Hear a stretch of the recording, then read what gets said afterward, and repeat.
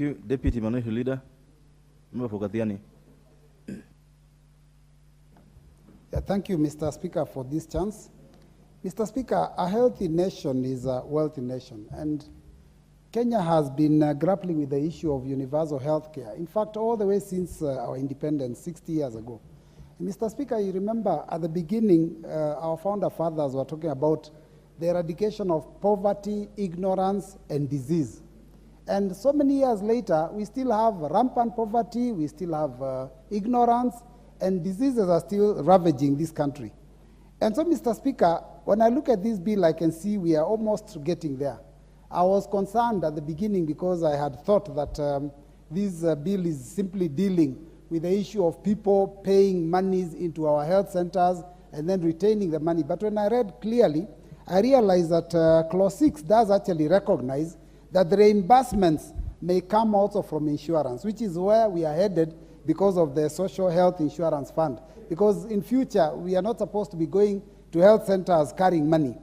But, Mr. Speaker, it's also good to note that health is devolved, and since 2013, health is in the hands of the governors and the county governments.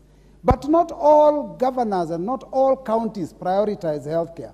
Mr. Speaker, and that is why you see, even when the budgets of counties are passed and you scrutinize them, you'll be surprised the kind of money that is kept for health compared to other facilities. I mean, some counties will even put infrastructure way ahead of healthcare, which is unfortunate because the idea of devolution was to take services closer to the people. And the services that they really require are to be healthy so that they can be able to work and make an income for themselves.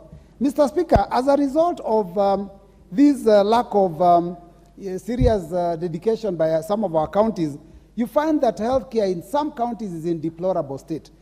Some of my members have said you go to health centers, there's no medicine, there are no bandages, there are no gloves, there's no x-ray or any other equipment working.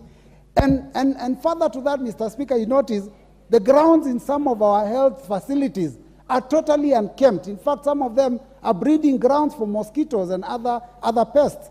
Waste is poorly managed, and you know, like in places where we have maternities, you require to have proper incinerators. And they don't, some of them have capacity to be able to dispose of these waste properly, which again becomes quite a health hazard. Mr. Speaker, I am aware of some health centers where electricity bills have piled to the level where Kenya Power and Lighting have to disconnect them.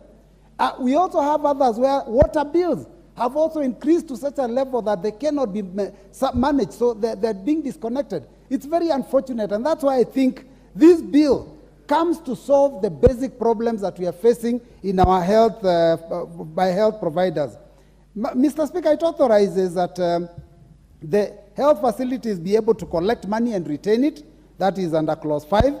And then it proposes that there is authority to incur expenditure be vested in the management teams in those centers, and that is also in Clause 21.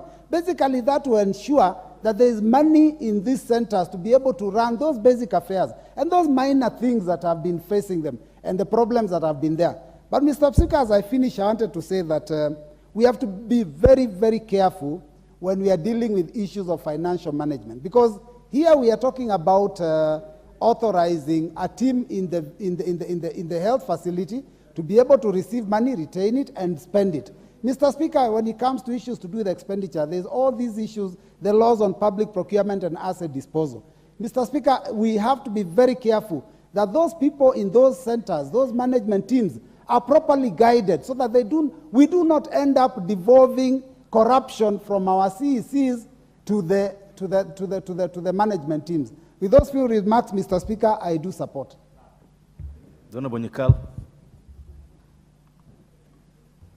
Thank you, Mr. Speaker, for giving me the opportunity to support this. I must support it. This is a bill we did in 2005.